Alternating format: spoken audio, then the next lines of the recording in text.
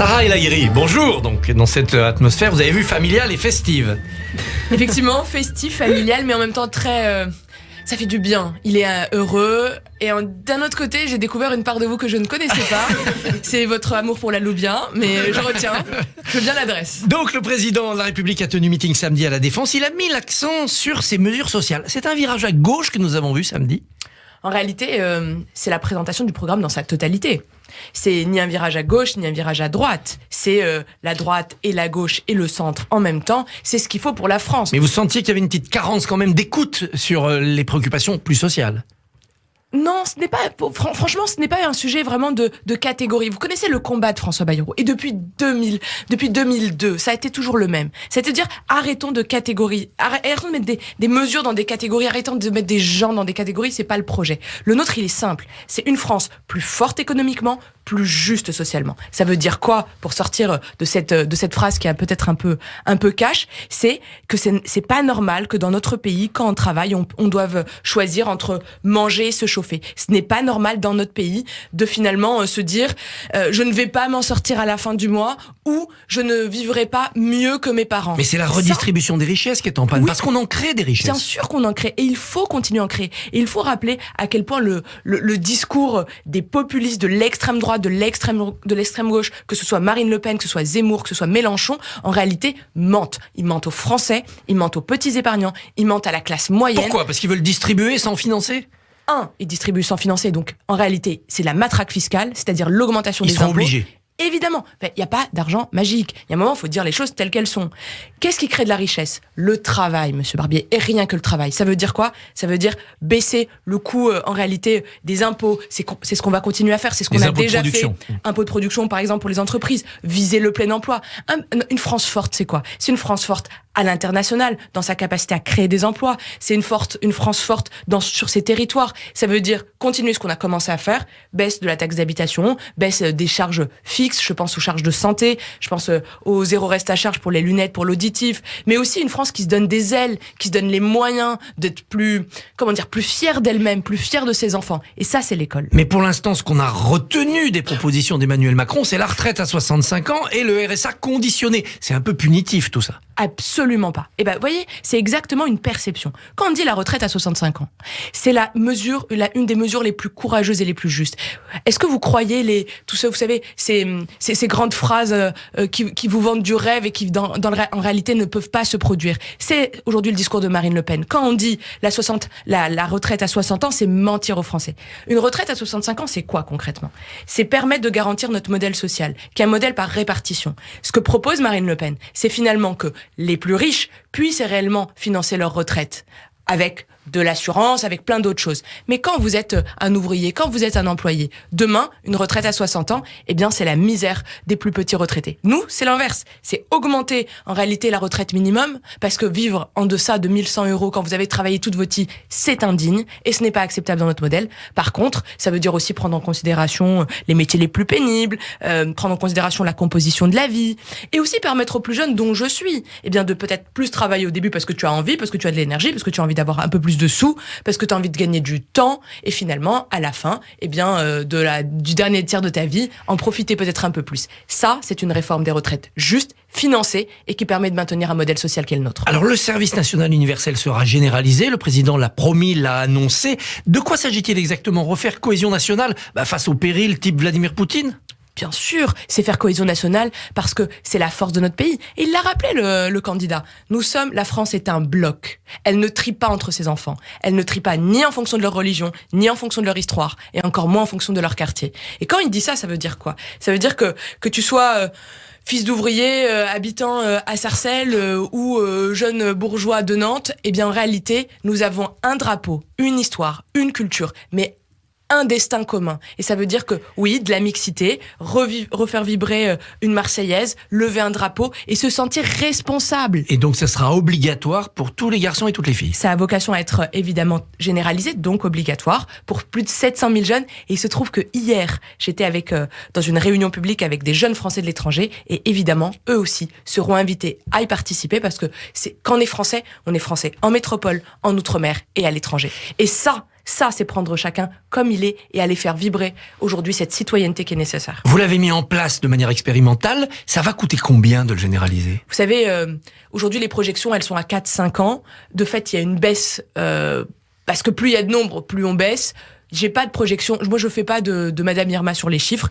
À l'instant où je vous parle, pour 50 000 jeunes, c'est 110 millions d'euros qui ont été investis. Plus on augmente le nombre, plus on baisse le baissera coût de unitaire. fait. Vous êtes sûr que les jeunes vont avoir tous envie de le faire ? Vous savez, quand je vois qu'aujourd'hui, un pays souverain, démocratique, est agressé, et qu'on voit l'abject, qu'on voit la barbarie, moi je crois que cette fibre très patriote, de responsabilité, oui, elle est en train de vibrer.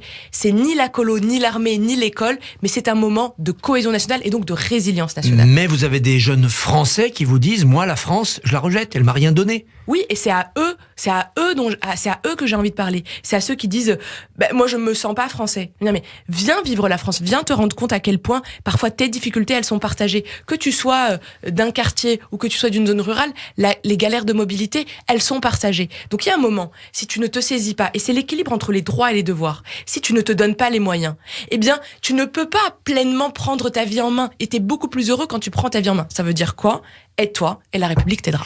À quoi va ressembler la dernière semaine de campagne qui commence ce lundi ? Pour la majorité, c'est quoi ? Plus de meetings ? C'est un président plus présent sur le terrain qu'on ne l'a vu ? Vous savez, c'est un président de la République en temps de guerre. Je pense qu'il est nécqu'à le rappeler. Il n'a pas tout son temps pour faire campagne. Absolument pas. Et en vrai, j'ai envie de dire, moi je suis fière d'un président de la République qui jusqu'à la dernière seconde préside à la destinée de la France, préside à notre destinée générale, à la présidence de l'Union européenne, et il est candidat autant qu'il le peut. Samedi, j'ai vu un candidat offensif, qui a expliqué le projet et le programme, qui a rappelé le bilan, parce que on oublie beaucoup de choses. Tout à l'heure, on parlait d'une jambe gauche, d'une jambe droite. Vous savez, quand on dédouble les classes de CP, quand on augmente les minima sociaux pour les personnes handicapées, quand on augmente les minima sociaux pour les personnes qui n'ont pas de retraite, c'est le minimum vieillesse, quand on augmente les enseignants, quand on commence à réformer l'hôpital en grande partie, quand on permet à des enfants qui ne partent pas en vacances de partir pour s'élever, quand on rend le service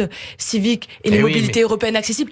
Vous appelez ça comment ? Eh bien, l'élévation sociale, c'est un investissement profondément juste. Aujourd'hui, la petite musique d'une victoire possible de Marine Le Pen, est-ce qu'elle n'est pas un peu orchestrée par la majorité, par vous, pour mobiliser les électeurs en leur faisant peur ? Franchement, absolument pas. Moi, je vois deux choses. Je vois que tant qu'on n'a pas voté, on n'a pas voté. Et que ça serait une insulte aujourd'hui aux Français et aux citoyens que de dire c'est gagné ou ce n'est pas gagné. Je vois une chose, un danger. Ce danger, ça s'appelle l'extrême droite. Que ce soit Zemmour ou que ce soit Marine Le Pen, c'est les mêmes. C'est l'extrême droite française. Et c'est une addition gagnante, ça ? Parce qu'ils se sont un peu entretués pendant 6 mois. Vous rigolez bien sûr. Ils jouent aux marionnettes tous les deux. Vous avez Tati Marine qui va rejoindre sa nièce Marion Maréchal Le Pen au passage, qui a passé toute cette période de campagne à jouer au transfert. Faut pas se tromper, faut pas se leurrer. Quelle que soit l'image et la forme qu'elle veut donner aujourd'hui, c'est un programme d'extrême droite. Et je vais vous donner 2 exemples. Un, c'est de l'abject, c'est la division des Français. Elle renvoie les uns et les autres à leur religion, à la division. Elle n'a même pas... En plus, elle déserte à chaque fois qu'elle a un mandat. Quand elle a été conseillère régionale, elle a déserté. Quand elle a été élue députée, et vous savez, j'y étais, monsieur Barbier, j'étais à l'Assemblée nationale, elle n'a quasiment rien voté. Elle a été absente.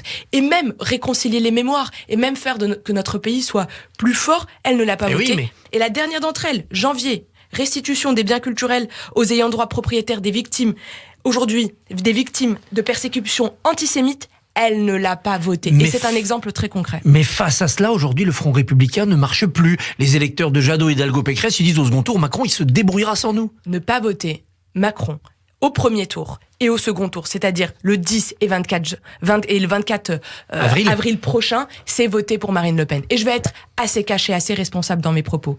Ne pas voter pour un candidat républicain qui fera barrage à Marine Le Pen, c'est lui laisser la place, c'est lui donner finalement une voix supplémentaire.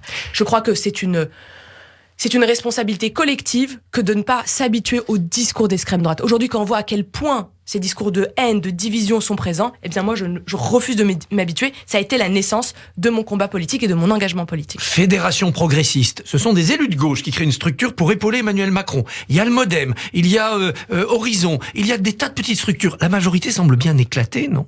Moi, je vois une majorité qui se rassemble, je vois une majorité qui s'élargit. Vous savez, il suffit de regarder l'ancien quinquennat. Il s'est passé quoi? En général, les majorités, à la fin, elles sont plus petites parce qu'il y a eu de la chicaya, parce qu'il y a eu des divisions de chapelles. Nous, on n'a jamais laissé ni la division, ni l'ego nous fracturer. Pourquoi? Parce qu'on a des histoires politiques différentes, c'est vrai, mais on a un objectif commun, on a un socle de valeurs ensemble, en commun, et c'est ce qui nous fait, je crois, retenir l'essentiel et pas aller rechercher des petites chapelles. Un mot pour finir quand même des scènes d'horreur que l'on a vues au nord de Kiev après le repli de l'armée russe, des civils abattus, des charniers. Le président Zelensky parle de génocide. Vous reprenez ce terme ? Moi, je vois une barbarie. Je crois que le terme engage une responsabilité pénale. Elle a vocation à être posée ou levée. Par contre, je vois une chose, et j'ai vu cette barbarie. Et j'ai envie de rappeler une chose. Marine Le Pen, dans son programme de défense, elle propose encore aujourd'hui, elle l'assume, une alliance militaire avec les Russes. Ça veut dire quoi? Ce serait nos armes qui permettraient finalement aujourd'hui cette barbarie. Eh bien ça, je me le refuse, monsieur Barbier. Sarah El Haïry, merci, bonne journée.